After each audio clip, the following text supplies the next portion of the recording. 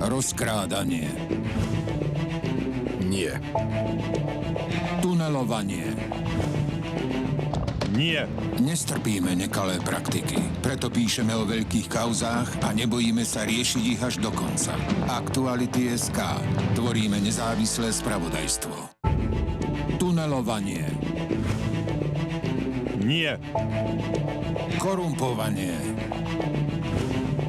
Nie. Nestrpíme nekalé praktiky. Preto píšeme o veľkých kauzách a nebojíme sa riešiť ich až do konca.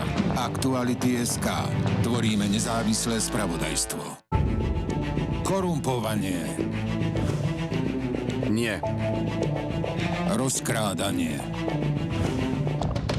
Nie.